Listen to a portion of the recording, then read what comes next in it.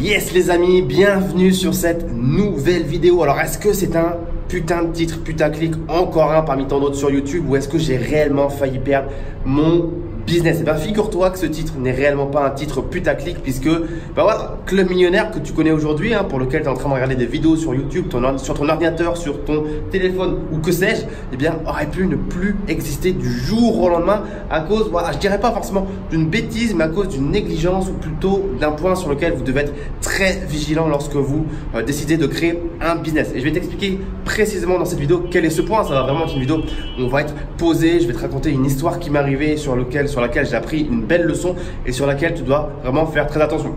Donc comme tu peux le voir, on est dans un plutôt beau décor. On est en Égypte aujourd'hui à Hurghada. Hurghada, une ville qui a malheureusement connu un déclin du tourisme, et je vais pas te mentir, la ville est fantôme quasiment parce qu'il y a eu des attentats, il y a eu pas mal de choses en Égypte qui s'est passé ces dernières années. Mais comme tu peux le voir, c'est très très beau, une eau magnifique, la mer Rouge, des petits yachts, un beau spot pour du snorkeling. Mais bref, c'est pas le but de cette vidéo, je pense que tu t'en fous un petit peu. Donc je vais plutôt te raconter quelle est cette fameuse histoire qui m'est arrivée et sur laquelle j'aurais pu littéralement perdre ce business Club Millionnaire. Donc écoute, j'étais un jour tranquillement installé chez moi en Estonie. Il faut savoir que je n'ouvre jamais la boîte aux lettres, mais quand même de temps en temps je me sens forcé de l'ouvrir, puisque en Estonie chez moi on fout plein de prospectus, ça finit par dégueuler de la boîte aux lettres, et de temps en temps je me dis allez hop raf, on sort tout ça, on fait le tri et terminé, comme ça la boîte aux lettres elle est clean. Et personne ne connaît mon adresse en Estonie. Si ce n'est le site des impôts en France ou le gouvernement français. Enfin, au moment où j'ai fait mon expatriation, je me suis déclaré sur différents sites. Voilà, je vais pas t'expliquer le process de A à Z, mais personne en gros n'a mon adresse. Je sais même pas si ma famille proche a mon adresse précise en Estonie. Voilà, il y a que moi qui la connais et je ne reçois clairement pas de courrier là-bas. Sauf que, à part le courrier que je reçois, les colis que je me fais livrer, des choses comme ça, mais je sais que je dois recevoir ça. Sauf un jour où je reçois un message. En Estonie, en fait, il n'y a pas de place pour les colis dans les boîtes aux lettres. Donc tu reçois un petit papier sur lequel ils te disent tu as un colis qui t'attend à la poste juste à côté de chez toi, va le chercher, et puis voilà. Donc je me dis tiens, c'est bizarre, j'ai reçu une lettre, ils te disent pas de où ça vient, de qui, ce que ça contient, quelle forme de package c'est, tu mets juste le poids. Bon, je me dis j'ai une lettre, je vais aller voir, c'est assez curieux, qui a bien pu m'envoyer un courrier ici chez moi. Peut-être que c'est en fait je sais pas je ne sais pas du tout ce que c'est. Donc je vais à la poste et là je vois que la nana me tend une enveloppe.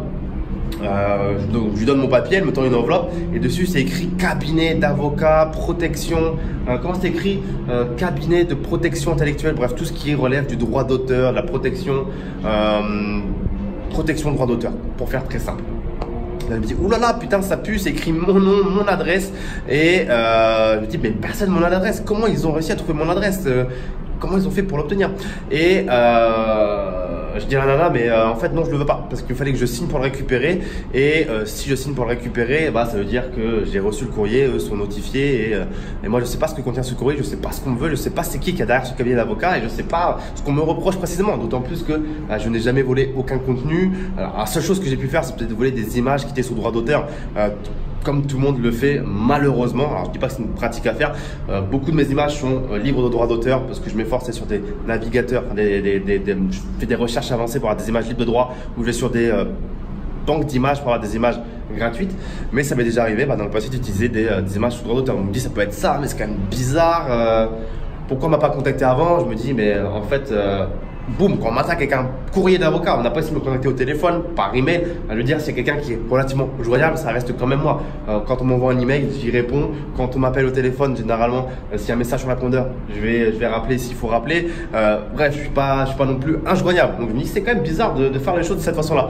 Donc je vais pas dire que je prends peur, mais je prends pas le courrier. Je me dis, si je l'ai pas reçu, au moins, ça bloque un peu la procédure. Tu sais, généralement, c'est des trucs assez simples. Enfin, je veux dire, si tu veux bloquer des procédures en France ou je ne sais où, il suffit de tout faire retarder, ça prend des années et ça décourage les gens, et des fois tout s'arrête. La preuve en est avec une autre histoire que je te raconterai dans une prochaine vidéo juridique, puisque vous m'avez indiqué que vous aviez envie que je fasse quelques vidéos comme ça sur des problèmes juridiques qu'on peut avoir en tant qu'entrepreneur. Je te ferai une autre vidéo, mais sur lequel en fait tu te rendras compte que bloquer des procédures c'est très très simple. Donc là je me dis clairement, bon, je vais ralentir le truc, je sais pas ce que c'est, je vais attendre qu'on me contacte ou qu'on essaye de me joindre d'une autre façon qu'un courrier recommandé chez moi en Estonie avec un cabinet d'avocat.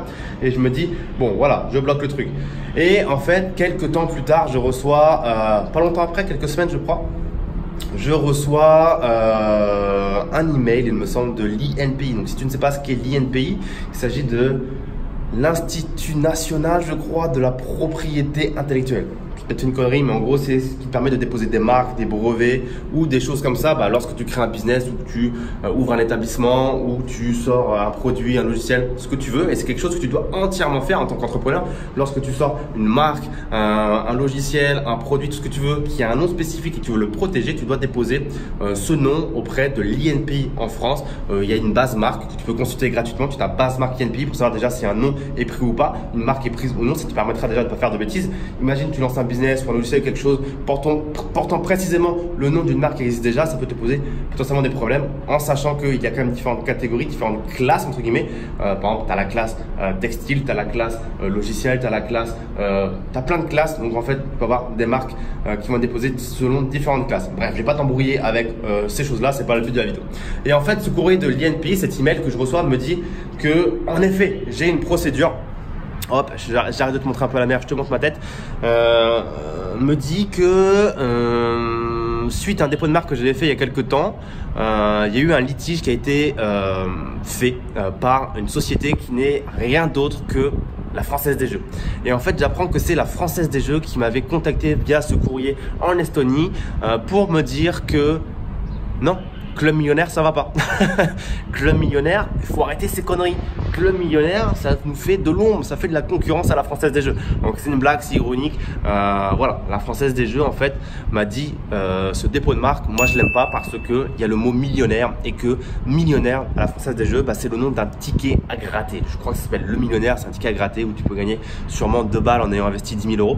Donc certainement pas ce que je défends comme valeur sur mon business. Bon, petite boutade entre guillemets, mais l'idée elle était là, c'est que ils ont mis un courrier avec tout un tas de jurisprudence. Crois-moi que les avocats de la Française des Jeux, j'avais pas du tout envie de m'y frotter entre guillemets, puisque dès ce premier courrier que j'ai par la suite pu consulter, ils avaient mis tout un exemple de jurisprudence mentionnant des décisions de tribunaux prouvant que la dénomination club devant le mot millionnaire n'était pas suffisamment différenciante par rapport au nom seulement de millionnaire et que du coup ça allait pas et que du coup c'était un caractère identique et de concurrence. Du coup, en fait, il faut savoir que quand tu déposes une marque, il y a tout un tas de choses que tu peux faire et ne pas faire.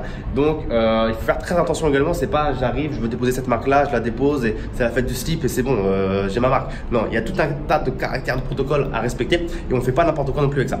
Et donc, en gros, là, je me dis en voyant ce courrier, ouh là là là là, Club Millionnaire, c'est terminé. Club Millionnaire, ils vont me dire, tu peux plus avoir ce nom de domaine, tu peux plus te présenter comme Club Millionnaire, c'est terminé. Et là, je me dis, waouh, aïe, aïe, aïe, aïe, comment on va faire? Comment on va faire? Parce que, non, moi j'ai construit quand même toute ma communauté, toute mon audience, vous tous là, autour de Club Millionnaire, vous me connaissez sous Club Millionnaire. Plein de fois quand je rencontre des gens en séminaire ou à des soirées, des événements autour du business, on me dit, ah mais c'est toi le gars de Club Millionnaire, avant même de dire, ah mais c'est toi Raphaël ou quelque chose comme ça. Souvent c'est Club Millionnaire qui ressort, tout simplement parce que c'est un nom un peu putaclic qu'on retient facilement.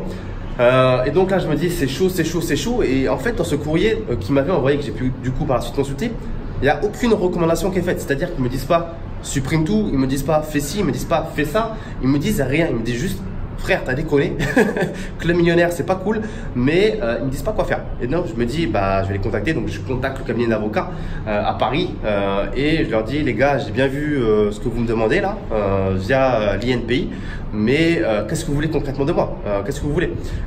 Et là en fait ça s'est bien passé puisqu'on était super sympa. Ils m'ont dit, écoute, on te demande pas de supprimer le dépôt de marque, on te demande pas de supprimer cette marque, on te demande pas d'arrêter d'utiliser la dénomination Club Millionnaire, on te demande simplement sur ce dépôt de marque que tu as fait auprès de l'INPI de supprimer, de même pas supprimer une classe, mais d'ajouter une mention dans une classe précise qui était relative à celle des jeux, etc., du divertissement, je ne sais plus trop exactement laquelle, de dire que, d'inscrire une mention portant le fait que tu ne fais pas de jeu à gratter ou de jeu de loterie, tout comme ça. Donc en gros, j'avais déposé 3, 4 ou 5 classes sur la marque Club Millionnaire et dans une des classes, fait que je rajoute à la main 4-5 mots disant hors jeu à gratter, etc., etc., etc.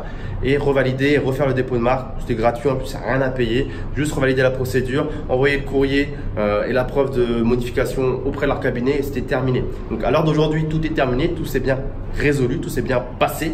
Le dépôt de marque a été modifié. Je ne fais pas de jeu à gratter, donc je m'en fous. J'ai modifié modifier le dépôt de marque, j'ai toujours le droit d'utiliser Club Millionnaire. Et heureusement, imaginez-vous comment j'aurais fait. J'aurais adapté les choses, mais j'aurais perdu beaucoup d'énergie que j'ai pu mettre en dispatchant le terme Club Millionnaire sur plein de vidéos YouTube, sur des supports physiques, sur Instagram, partout en fait. J'aurais perdu énormément de mon branding et ça m'aurait vraiment fait mal et fait chier. Donc l'idée et la conclusion pour toi aujourd'hui à retenir, c'est quoi? C'est que fais attention quand tu déposes une marque, et c'est quelque chose que je t'invite à faire très fortement lorsque tu crées un business. Très rapidement, il faut déposer une marque. C'est quelque chose qui va te protéger, toi, en tant qu'auteur, en tant que créateur, en tant que businessman, en tant que appelle ça comme tu veux. Mais c'est super important parce que quelqu'un pourrait venir t'embêter et te dire écoute, non, ta marque, en fait, regarde, elle est déjà déposée dans une base marque, c'est trop similaire, je vais te faire un procès, je vais te réclamer tant pour dommages et intérêts, nanani, nanana.